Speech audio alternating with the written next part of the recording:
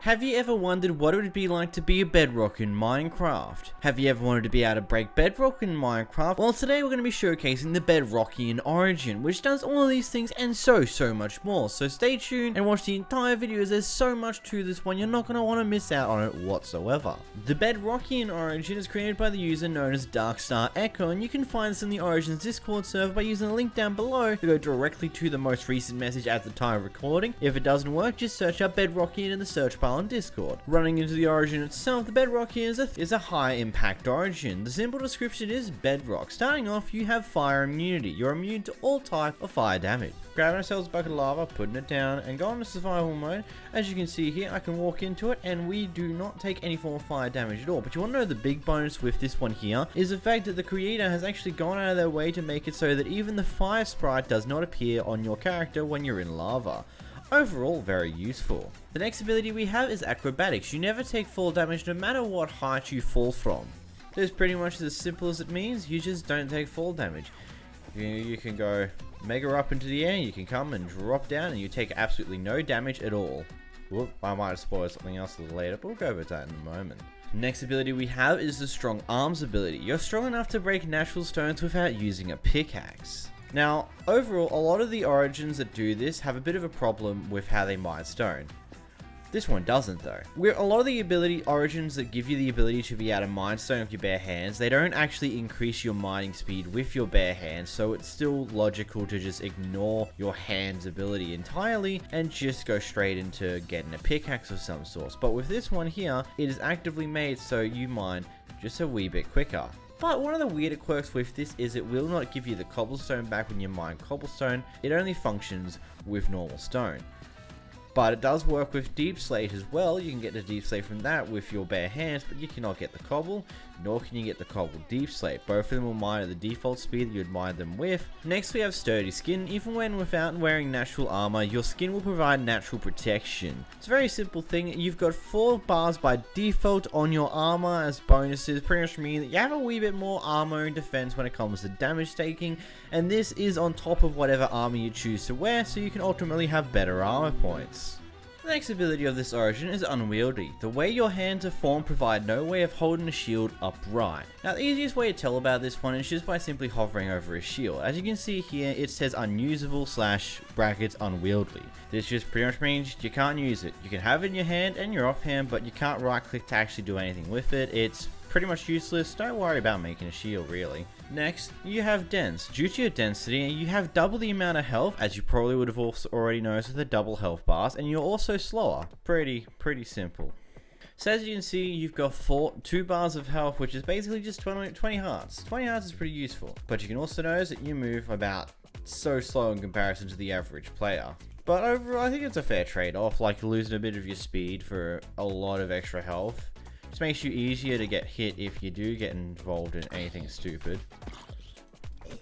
Moving into your next ability, as you might have seen when killing a zombie just beforehand, you got powerful arms. Due to your great strength, you can launch mobs into the air whenever you hit them, which is a very interesting ability, might I say, as we can get this creeper here and we just punch him. Off he goes, up into the air and right back down again.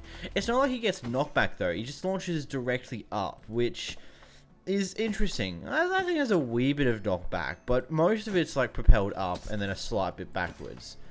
So it's not going to be able to be useful to knock, let's say, mobs into some lava pretty easily. That one was because it was close enough. But if we go back here and we do the ability and hit him, he's going to more likely go that way.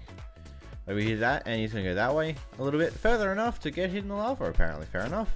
Do it again.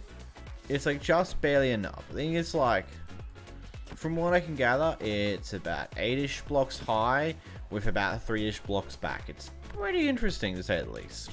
Moving into the next one, you got heavy body. Due to your great weight, you can barely jump a block high. You can still jump a block high, but just barely. As we can see here, going out, we jump, you barely make that. Like, you literally barely make that. If it was even a like, let's say we have, you grab carpet, you can no longer make it up.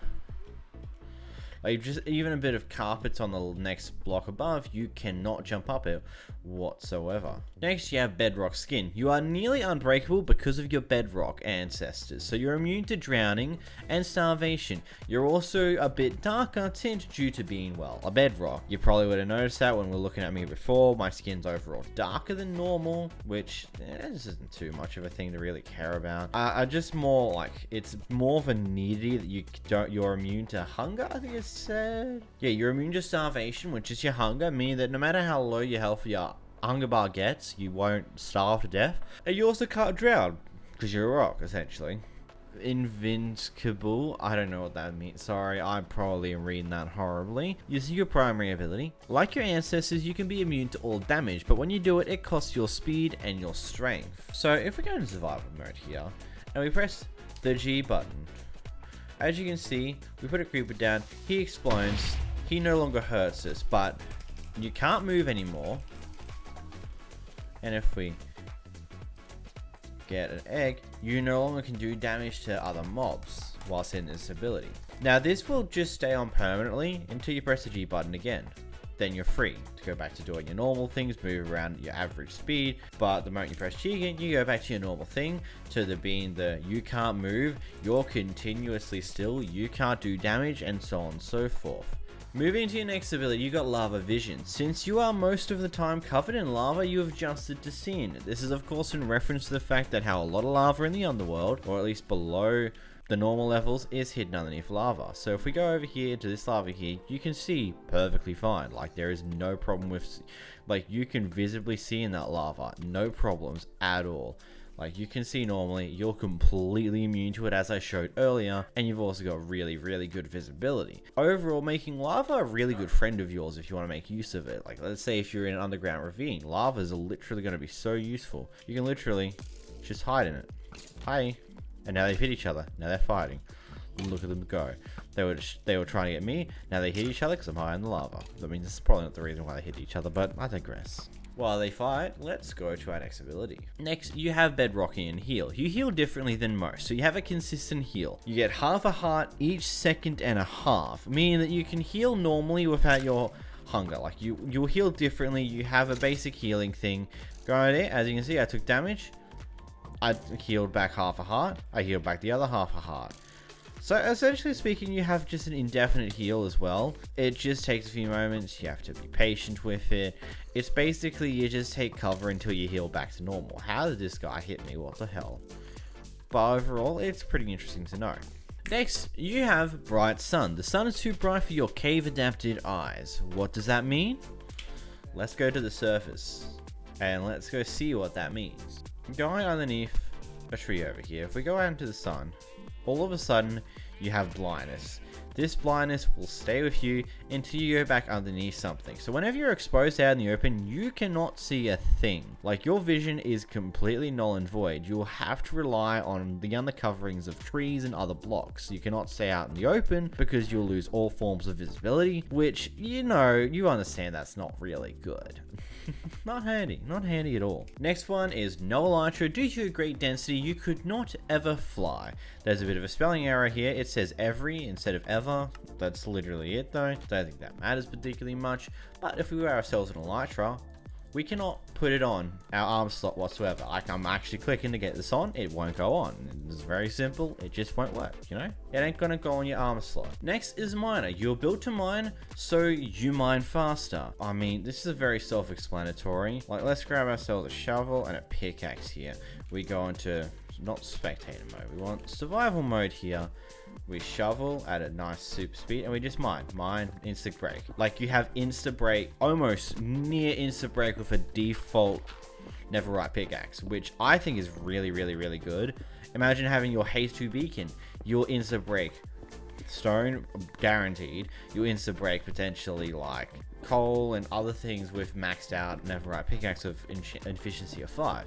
Actually, let's just do that. So enchant 𝓵𝓲𝓷𝓴𝓼 with efficiency 5. Target is either immune to effects or has something stronger. But yeah, with efficiency 5 Neverite pickaxe, you can insta break without haste whatsoever. Efficiency 5 Neverite pickaxe, it's all you need, and you can insta break.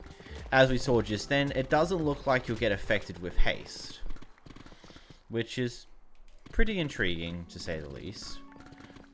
But, you know. So, next is bulky. You're bulky, so you sink underwater and also gain slowness. I mean, I guess we're heading back up to the surface again. You know, the fun stuff of this. If we just come over here, we just even go to creative mode. We duck down, and as you can see, you immediately go to the bottom of the ocean. Again, you've got the perks of that you don't drown. So this overall won't be too bad to deal with. You can just explore underneath the ocean. Like you'll see in a moment, our bubbles will go down to nothing and we'll still won't essentially die.